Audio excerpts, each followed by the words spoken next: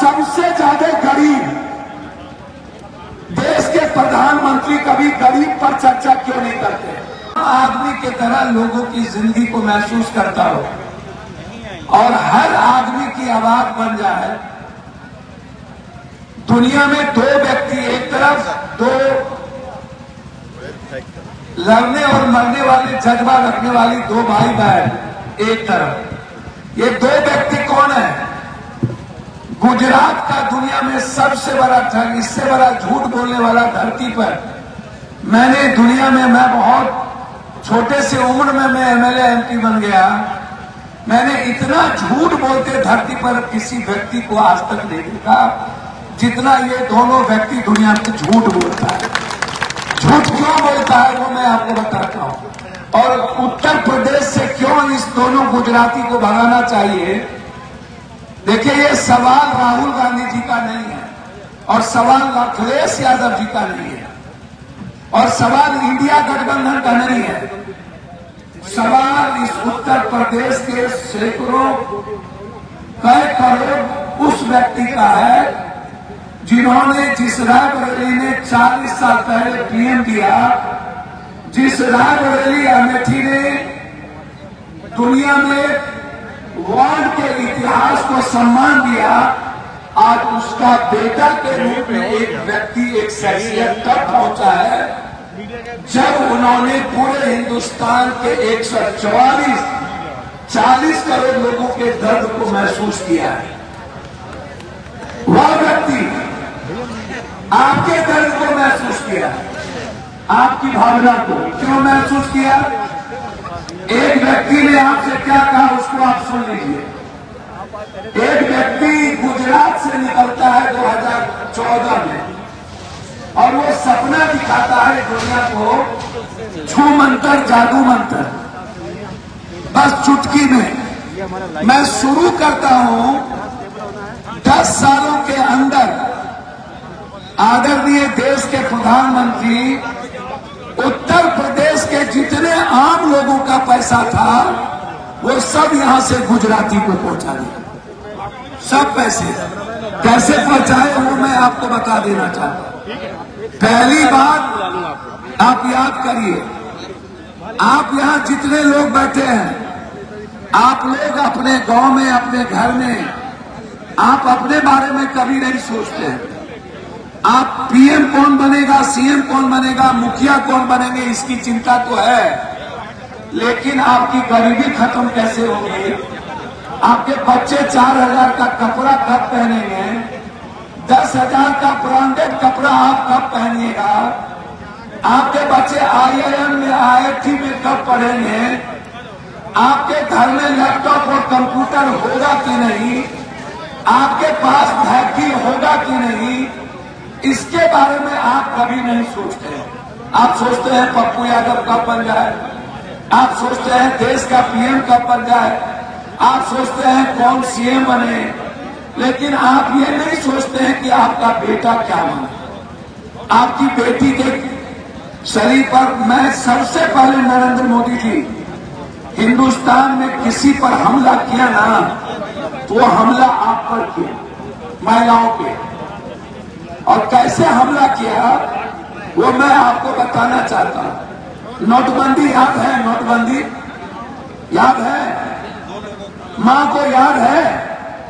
Note आपने पति से चुरा करके पति के लिए और बच्चे के लिए पैसा रखा था ना, वो पैसा निकल गया। पता है किसने निकाला? किसने निकाला जी? नरेंद्र मोदी जी ने। दूसरा हमला आप पर किसने की पता है? 160 रुपया किलो और 120 रुपया तेल और 1200 से 1400 रुपया में गैस सिलेंडर। यहां कितने लोग हैं जो 1200 रुपये में गैस सिलेंडर भरवा सकते हैं? कितने लोग? कोई ऐसा इंसान, कोई ऐसी महिलाएं, 90% महिलाएं, यहाँ कितने लोग हैं जो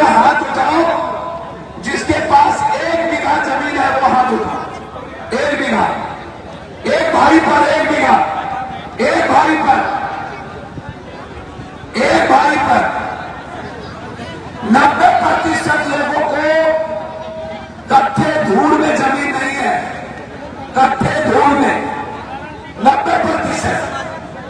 96% लोगों को वकील नहीं है, 74% लोगों के पास पक्के का मकान नहीं है। आपके पास है क्या?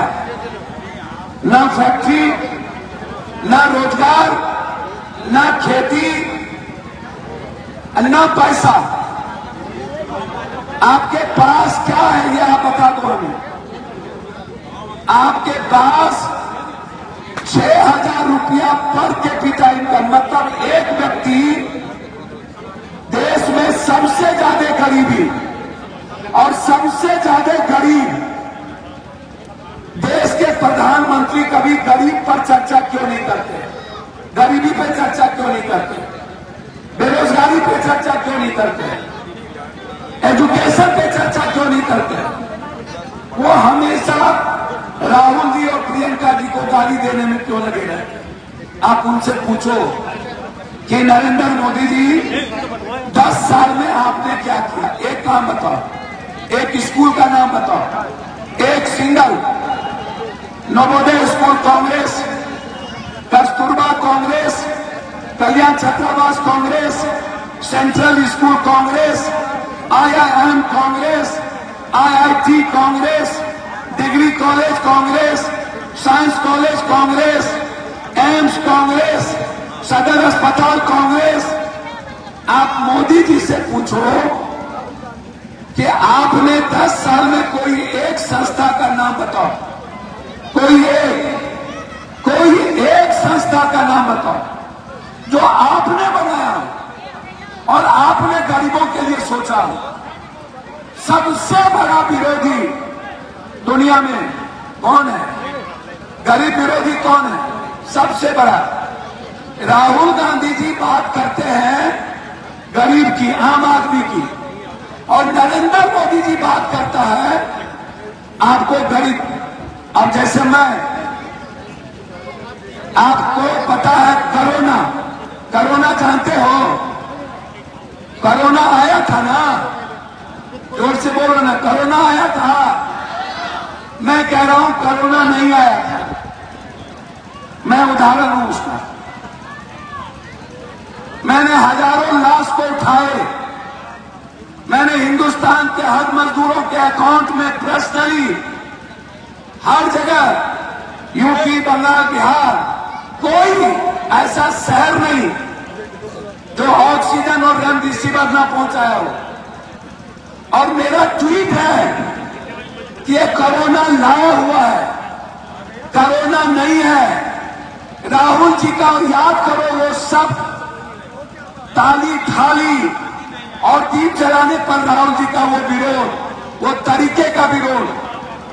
और हम कोई अस्पताल नहीं बाकी था जहां हम नहीं जाते थे।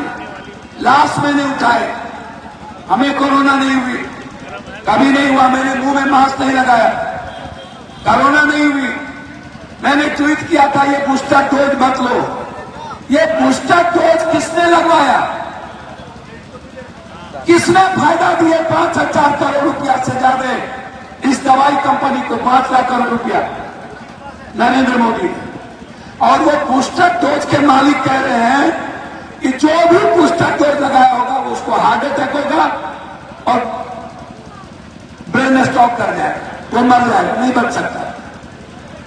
हर काम आम आदमी विरोधी नरेंद्र मोदी जी ने किया है। काला धन नहीं आई, नोटबंदी, किसान बर्बाद हुए, मां बर्बाद हुई, व्यापारी बर्बाद हुए। कोई एक चीज नरेंद्र मोदी जी का अच्छाई दिखा दो आप, कोई एक चीज, कोई सिंगल नौकरी 10,000 को नहीं। आरक्षण का सबसे ज्यादा विरोध सुप्रीम कोर्ट में किसने किया? किसने? सबसे ज्यादा आजाद हिंदुस्तान के बाद जब आरक्षण बिहार सरकार ने निर्णय लिया स्टालिन के बाद देने का, तो सबसे ज्यादा सुप्रीम कोर्ट में विरोध किया नरेंद्र मोदी और आरएसएस की सरकार। सबसे ज्यादा जाति जनगणना का विरोध किसने किया? सबसे ज्यादा जाति जनगणना का विरोध किया नरेंद्र मोदी। जाति जनगणना का मतलब बहुत क्लियर है। जाति जनगणना का मतलब होता है एक गरीब आदमी की आर्थिक, सामाजिक, शैक्षणिक स्थिति को ऊपर लाना, किसी जाति को गाली देना नहीं। निषाद, मल्लाह, जाटव, पासवान, राम, मंडल, केवट, केवरट, नुनिया, चंद्रवंशी, शाह, चोरहा, तोलाब, कमार, कुम्हार, एक ऐसा समाज जो मंडल कमीशन के बाद जिसकी प्रगति न हुई, और उस समाज को लाने की बात राहुल गांधी जी करते हैं, और उसका सबसे बड़ा विरोधी नरेंद्र मोदी जी। आप वोट देते हैं उसको, नरेंद्र मोदी जी को वोट क्यों? जब ओबीसी का विरोध हो, दलित का विरोध हो, संविधान का विरोध हो, लोकतंत्र का विरोध हो, मजदूर का विरोध हो। मनमोहन सिंह जी ने कानून बनाया था मजदूर के लिए, और कोरोना में नरेंद्र मोदी ने कानून को बदल दिया, एक्ट बदल दिया, एक्ट बदल दिए। राहुल गांधी जी कहते हैं 400 रुपया प्रत्येक दिन मजदूरी दूंगा। ये कहता है नहीं, नहीं, मजदूरों के जेब में पैसे नहीं रहने चाहिए। यदि उसके जेब में पैसा हुआ तो बाबा साहब अंबेडकर का राज स्थापित हो जाए। ये सबसे बड़े दुश्मन है बाबा साहब अंबेडकर, ये सबसे बड़े दुश्मन है गरीब के। इसीलिए मैं आपके पास आशीर्वाद लेने आया हूं उस व्यक्ति के लिए। बिहार से चलकर हमारी लड़ाई सिर्फ गरीबों के आंसू पोंछने के लिए, हमारी कोई लड़ाई नहीं है। हम लोग सत्ता के लिए भूखे नहीं हैं। राहुल जी आपका बेटा है, प्रियंका जी आपकी बेटी है। मुझे पता है कि रायबरेली हमेशा गांधी परिवार को बच्चों की तरह पाला है, देखा है। पप्पू यादव की जरूरत नहीं है, किसी व्यक्ति की जरूरत नहीं है, लेकिन ये जानना जरूरी है युवाओं को कि राहुल गांधी जी को आप वोट नहीं दे रहे हैं, अपनी जिंदगी बनाने के लिए आप राहुल गांधी जी को आशीर्वाद दे रहे हैं। आप वोट नहीं दे रहे हैं, आप अपनी जिंदगी बदलने के लिए आप राहुल जी को वोट दे रहे हैं। आप वोट नहीं दे रहे, ये मैं आपको बता दूं। आप अपने बच्चों की भविष्य के लिए दे रहे हैं। ये राहुल जी नहीं बनेंगे, ये आपके बच्चे बनेंगे। मैं नरेंद्र मोदी जी का विरोधी नहीं हूं, लेकिन 10 साल के अंदर नरेंद्र मोदी जी से आप पूछो, हिंदुस्तान के एक नौकरी, एक 10 साल के बाद, अभी कुछ दिन पहले उन्होंने बैंकिंग के लिए कहा। क्या बोला बैंकिंग के लिए? मैं इस युवा से पूछना चाहता हूं, क्या बोला? उन्होंने कहा कि मेरे पास नौकरी नहीं थी, अब मैं 5 लाख बैंकिंग में, इसके बाद आऊंगा तो मैं वैकेंसी निकालूंगा। आप कभी सोचते हो कि आपके बच्चे, मैं चैलेंज के साथ आपको कहता हूं, 100 नरेंद्र मोदी जी जन्म लेने ना, वो नौकरी आप नहीं दे सकते, भारत में नहीं दे सकते। भारत में यदि नियमित करने का किसी को ताकत है, भारत में यदि संविदा और नियोजित को मिटाने की ताकत है, और हर बच्चे को परमानेंट नौकरी की देने की ताकत है, वो जज्बा सिर्फ राहुल गांधी के भीतर, वो नरेंद्र मोदी के भीतर नहीं है। आप पढ़ोगे क्या? आप कहां पढ़ोगे? नरेंद्र मोदी जी आपको पढ़ने नहीं देंगे। नरेंद्र मोदी का डिजिटल ग्रुप आपको नौकरी से निकाल दिया, और जब तक ये डिजिटल रहेगा नौकरी आप नहीं कर सकते हो। ये आप लिख लो। आप यहां सिर्फ मीटिंग के लिए नहीं आए हो, आप आने वाले बच्चों के भविष्य के लिए आए हो, आप आने वाले किसानों के भविष्य के लिए आए हो, आने वाले बेटियों के भविष्य के लिए आए हो। मैं इसीलिए आपके पास आया हूं। मैं आपसे कोई भाषण देने नहीं, हमें हमारे नेता आरपी यादव जी ने आदेश दिया और वर्मा जी ने कहा कि आप हमारी 10, 12, 25 गांव में सभा थी, हमारे साथ सभी नेता चल रहे थे। इनका आदेश हुआ, मुझे लगा कि चलो मैं भी आपका आशीर्वाद रायबरेली की धरती पर एक बेटा की तरह प्राप्त कर लूं, और मैं आपका पैर छूने आ गया। मैं एक गरीब, मैं बहुत कमजोर आदमी हूं, मैं एक आम आदमी हूं। हिंदुस्तान में कोई शौक नहीं है हम लोगों को राजनीति करने का। पूरी दुनिया हम लोगों के लिए खड़ी रहती। रायबरेली में आके हम अपने को सौभाग्यशाली मानते हैं, और ये मेरी खुशनसीबी है कि हमें रायबरेली की जनता को देखने का और अपनी मां से आशीर्वाद लेने का मौका मिला, अपनी बेटियों को समझने का। अखिलेश यादव जी एक ऐसा व्यक्ति जो जाति, धर्म, मजहब से ऊपर उठ के राजनीति करता है, जो आम आदमी के विकास की बात करता है। अखिलेश यादव जी से बड़ा विनम्र और सोबर आदमी। एक तरफ राहुल गांधी जी जो आपके लिए दुनिया में सबको डराया, ये नरेंद्र मोदी, यदि कोई नहीं डरा नरेंद्र मोदी जी से तो राहुल और प्रियंका है जो इससे नहीं डरा, इसको डराया, इससे डरा नहीं। यदि नरेंद्र मोदी जी को सबसे ज्यादा डर किसी से है तो राहुल गांधी और प्रियंका से डर।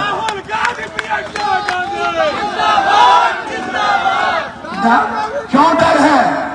इसीलिए डर है कि नरेंद्र मोदी के झूठ को और वो जो किसानों के जेब से, युवाओं के जेब को खाली किया है, छोटे व्यापारी के पैसे लूट करके गुजरातियों को भरा है, गुजरात के विकास में नहीं, गुजराती को, और वो भी 2-3 गुजराती को।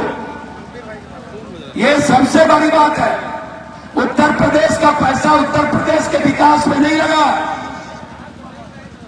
और आज मैं सबसे ज्यादा धन्यवाद दूंगा दलित समाज को, सबसे ज्यादा धन्यवाद दूंगा अत्यंत पिछड़े समाज को, जिन्होंने बाबा साहब अम्बेडकर के दर्द को समझा।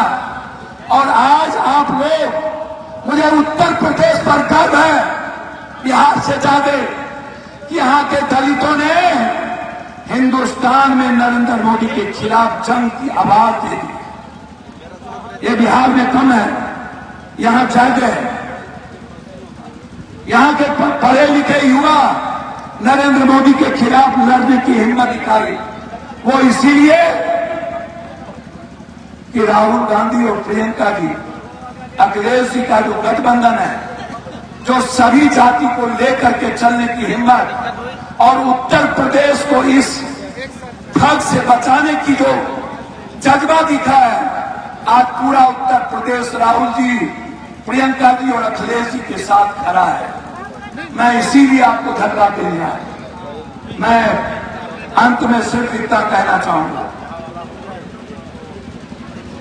कि राहुल जी एक फकीर है, राहुल जी एक त्यागी है, राहुल जी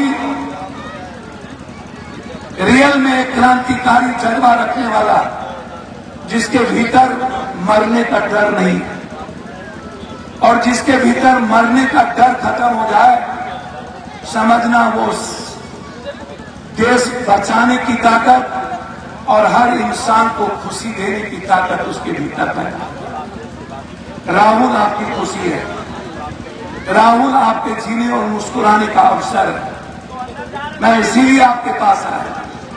एक व्यक्ति जिसने 475 फैक्ट्री को बेच दिया, ऑटोमोबाइल खत्म हो गए, चाइना की सारी फैक्ट्री वियतनाम चली गई, इंडिया नहीं आया, पूंजी निवेश नहीं हुआ उत्तर प्रदेश में, और एक व्यक्ति राहुल गांधी फैक्ट्री को बचाने के लिए सड़कों पे लाठी था।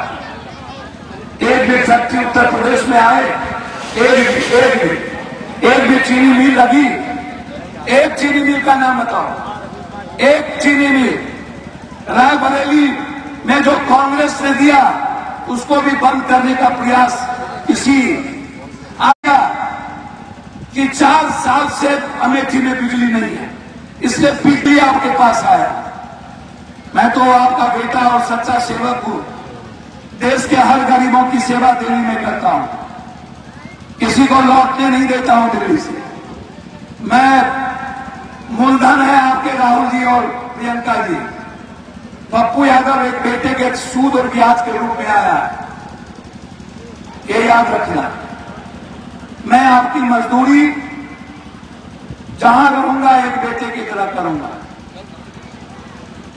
आप याद कर लेना, दिल्ली रहूं या कहीं, जो सेवा प्रियंका जी राहुल जी करेंगे वह सेवा में पप्पू आपके साथ खड़ा रहे। यही मैं आपका आशीर्वाद लेने आया। राहुल गांधी जी को इतना आशीर्वाद देना कि दुनिया का इतिहास बदल जाए, वर्ल्ड रायबरेली को सम्मान करे और इसी उत्तर प्रदेश की धरती से 40 साल बाद राहुल गांधी जी को पीएम के रूप में एक बार पूरे देश को आप आशीर्वाद के रूप में इतनी जोर से ताली बजाओ कि दिल्ली के संतुलन हार जाती है। बहुत बहुत धन्यवाद। कौन सा अरे कौन सा जोर से बोलिए ना, कौन सा राहुल जी को पीएम बनाइएगा ना, 40 साल बाद रायबरेली पीएम बनाएगा ना। बस यही कहने आया हूं। बहुत बहुत धन्यवाद। मैं आप सबको पैर छू के प्रणाम करता हूं। जय भीम, प्रणाम रायबरेली, सलाम रायबरेली और जय भीम रायबरेली। बहुत बहुत धन्यवाद।